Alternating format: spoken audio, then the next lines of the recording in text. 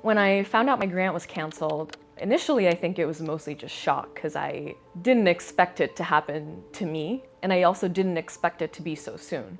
I got basically a perfect score, which I feel like that's very rare, and I'm very proud of it. But yeah, ultimately, I guess, maybe it didn't mean anything. Effective with this notice of award, this project is terminated. Research programs based primarily on artificial and non-scientific categories, including amorphous equity objectives, are antithetical to the scientific inquiry, do nothing to expand our knowledge of living systems, provide low returns on investment, and ultimately do not enhance health, lengthen life, or reduce illness. Therefore, no additional funding will be awarded for this project, and all future years have been removed. Yeah, and then that goes on a while. There's no money that's handed out from the NIH that has not been thoroughly reviewed and critiqued by other active scientists in the field. A coworker and I were actually on the train on the way to a rally in Washington Square Park, and someone had texted us the article, I think it was in the New York Times, about the total sum of money that was being kind of cut from Columbia University.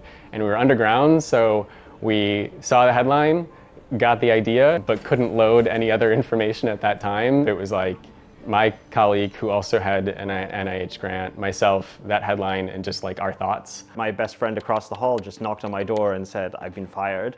So that's how I found out about these mass layoffs. We'd heard about them for a while, for a couple of months, but it seemed like maybe they were starting to die down. But then suddenly like 10 people on my corridor just got fired at like 3 p.m. one day. If you lose climate modeling labs with like the one I'm at, then you lose the ability to improve weather forecasts over time. You can't have someone just come in, work on it for 6 months and then move on, because it takes years to build up the skill set to do this type of job.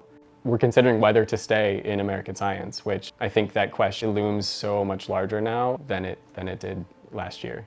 The advice that I've been given is basically you should go to Europe for a few years. If you can, you should ride this out in a place where they have more job security. I am thinking maybe the US isn't where I should be for the next few years. It's frustrating. It seems like the playbook was sort of clear. I think generally just our love for science is kind of what's pushing us forward.